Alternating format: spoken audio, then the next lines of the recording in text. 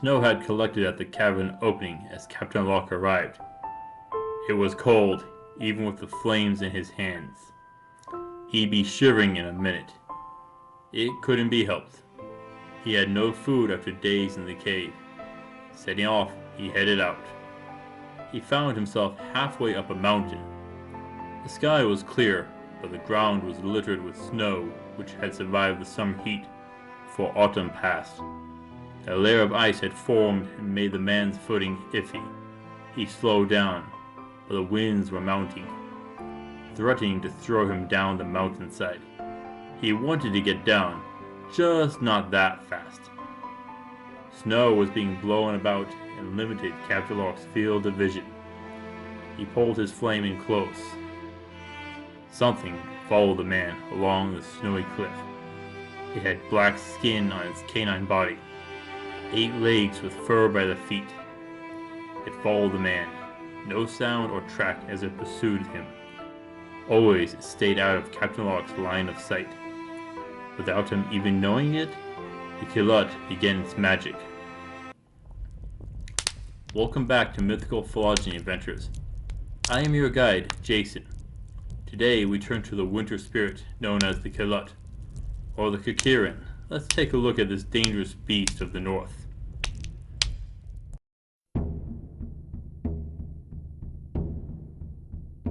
The Keelut comes from Inuit legend.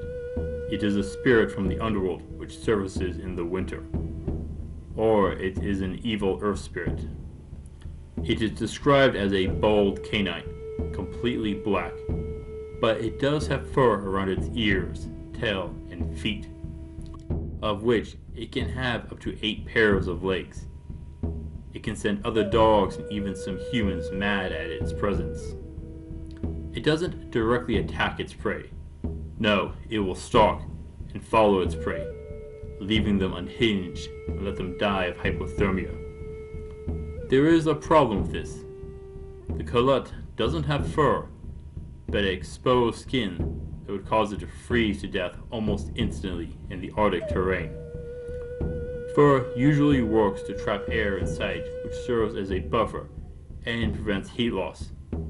But the Keelut only has fur in a few spots. So what is going on here? In Inuit myth, spirits can pass between the physical and spiritual forms. But while in a physical form, the Keelut will need insulation. Are there other Arctic animals which don't have fur? Yes. Seals and whales, both of which have thick layers of blubber to prevent heat loss. But does that match the Keelut? Nope. Not even close. It looks like a wolf or dog. Not fat and round, but slender. So that won't work. What else is there? Okay, let's try looking at the skin. It's black. Why? Well, polar bears also have black skin. Why? There are 2 theories I have found. Black skin absorbs more heat from the sun. The other is that it protects against ultraviolet light more. The first one might help, yet this is a winter animal. It remains in the spirit realm until winter comes around, when the sun's light is weakest. Just having black skin won't be enough. We need another way to keep this animal from suffering from hypothermia, or a more extreme take on something else. What else lives in the Arctic? There are birds like eiders. Their legs aren't fully covered. With birds, their legs don't have muscles in them, but are filled with long tendons, which can take being cold better. Many of these birds, as well as Arctic foxes, have a countercurrent exchange of heat between the veins and arteries. The blood vessels, arteries coming from the heart are warm, while those going to the heart, veins, are cold. By having them right next to each other, the heat from the arteries is absorbed by the cold veins, and thus prevents the loss of heat in the extremities. But that only works on the limbs, where there actually is fur at the ends. What if we take this to the extreme? localize all the muscles in a narrow area near the center of the body, and use long tendons to move the multiple limbs. If in a narrow enough area, you could add a layer of blubber to add in some heat protection. Mix in the counter-current exchange system, and we might have something that works. That would leave it physically very weak, but how does the Keelut take its prey? It doesn't attack. It scares them, leaves them mentally exhausted and disoriented. All of this because it can curse its prey with confusion. How? It doesn't attack, just looks. Most of the time its prey never learns of its presence. So, how does it attack? One option is its hair. Its hair on its feet, which works as cushions and limits tracks in the snow, but also has hair on its tails and ears. The ear hair could help funnel the sound and remove smaller background noises, and let it focus more on one thing.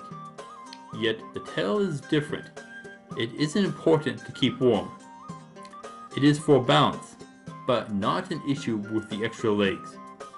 While I am thinking that it uses its fur to set up its spells. Fur is described as being white or clear color usually, something that would blend into the snowy terrain and then get on a traveler's clothes. A beautiful trick. If not, stories talk about the Keelut only needing to look at its victims to instill madness. No need for eye contact. That means that it is using its eyes to cast a spell. I think this is more likely, but doesn't explain the tail hair. Now, what spell would it cast? The stories range from confusion, disorientation, all the way up to convulsions. Many refer to hypothermia when speaking of the Keelut. Hypothermia has 4 stages. At stage 1, mild, person is awake and shivers. In 2, moderate, they stop shivering and become drowsy. Stage 3, a person becomes unconscious. And stage 4 is death. Now, one thing that happens with hypothermia is paradoxical undressing, where a person in their confusion will strip down naked. You also have vague and slowed speech. Save for the convulsions, this would match up with the Keelut's power. Now, you could make an argument that the convulsions are an extreme version of shivering. But I have my questions. It could clue us as to whether it is real hypothermia versus the Keelut's illusions. Or it could be the prolonged exposure to the Keelut's spell. Now, tales speak of the Keelut of being scared off by loud noises. This could simply be a beast being scared off, or it could be something a little more different. It sounds like its curse may be broken by the noise. Similar to a dream state, the noise could break it. So, it sounds like the spell doesn't cause hypothermia, but makes you feel the symptoms. That could be why the Keelut prefers to target lone travelers. It may need to maintain the line of sight to work its spell, and may struggle with multiple targets.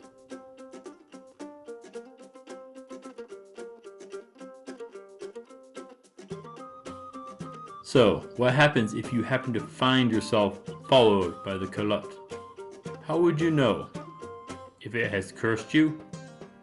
The convulsions could be a clue, but by then, you're kinda screwed. That doesn't sound too good to me. So what can we do to prevent the Keelut from attacking? There are a few options. One surefire solution is the Engeka, or the Inuit shaman. These priests can banish the Keelut and turn it away. That means most forms of holy and spiritual magic is potent against this creature of the underworld. There are also stories of the Keelut being scared away by loud noises. While traveling, have bells and gongs which can scare away this beast. But Sometimes you are trying to be stealthy and don't want to alert your prey. What happens then? The Keelut isn't good with close quarters combat. It fights like most poisonous serpents, lands its curse, and then waits until they freeze to death before feasting. So, that means not falling victim to its curse. So, plan ahead in the winter when it is active. Get the blessings of the shaman, or an amulet that wards off curses. This will help you avoid that. But if you don't, watch for the symptoms of the curse: confusion, deliria, and possible convulsions. But could you notice them in yourself? No, you wouldn't. That is why you should always follow the basic rule of having a party. It will be harder for the Keelut to curse multiple people. You can also watch the symptoms appear in each other. If you expect someone has been cursed by the Keelut, try and dispel the magic. Or you could test the theory that the loud noises breaks the spell. If you see the Keelut, keep your distance, and be prepared to already be under its curse. It doesn't have any armor or fur that can dull the impact from a bow or sword. Though, if you try and charge it, you'll just scare it off. Nor does it have any magic that would prevent other spells from defeating it. Now, how can we lure out and ambush the Keelut? It prefers lone travelers, so have one party member traveling ahead of the others, and serve as bait. Would you be willing to take this role? Trust your party members to watch you from the distance as they follow your tracks and look for the faint ones of the Keelut? It is dangerous, but it is your best option to catch it in a trap. The Keelut has the potential to be dangerous if you fall into its spells, yet it lacks the body to be dangerous in direct combat. It relies on stealth and exploitation of the natural environment to win in battle. So long as you can prevent it from landing its spell, or realizing that you are under it, you can win. That is why I am going with a 5 of 10 for difficulty. So long as you are in a group and aware, you should be able to win without too much difficulty.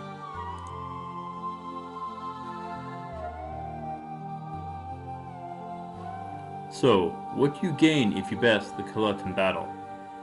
It won't have much meat to eat, nor am I sure it is worth eating. Too many tendons. The skin and fur could be tanned and prepared, but it'll hold bits of the curse inside, and can leave you weak and mentally fatigued if worn. But what about as a net? Something that you could throw and entrap a foe in. It should weaken them and leave them easy to counter, though it might bother you while holding it. Still, if you can purify the Keelut's magical energy from the leather and use it, you'll want your shaman to, and be careful. After that, we have the blood and eyes, both useful in curses, but prone to backlashes. Honestly, there is little I would choose to take from the remains of the Keelut. Best to purify them and let them be.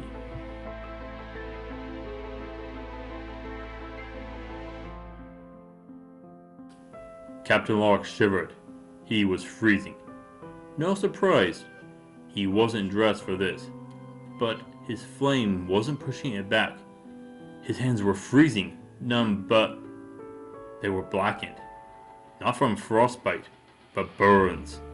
He had seen these wounds before, but something wasn't right. His mind was foggy. He rubbed his brow as he thought. It was hard.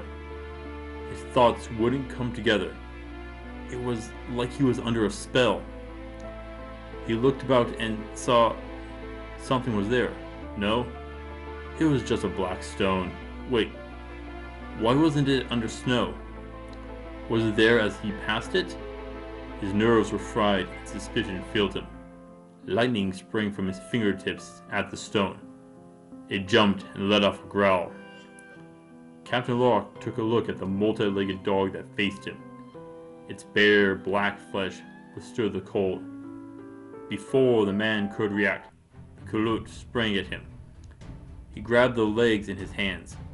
The fur filled his fingers, but the Keelut snapped its jaws at the man. It leaned in, but couldn't get closer, not without more power. In that moment of hesitation, Captain Locke let out flames once more. It consumed the fur of the paws, and the Keelut jumped back. Captain Locke tried to focus on the Keelut, but his mind swirled. As fast as he could, he unleashed his spell. Lightning crackled from his fingers, but missed the Keelut by a wide margin. Instead of the beast, it struck the snow up the mountainside. The sudden blast of heat dislodged the snow, sent it cascading down the hill. Captain Locke's eyes widened as a wall of snow rose up and came crashing down on the man and the beast. In an instant, everything went white, then dark as he was swallowed up in the avalanche. The Keelut can be a dangerous foe when you aren't prepared. Like many foes, it can be beat when you have prepared and stay aware of the situation. Thank you for watching, adventurers. Please come back next week, where we should be meeting the skiing gnome, the Baba Gazy. Until then, I'll see you on the roads.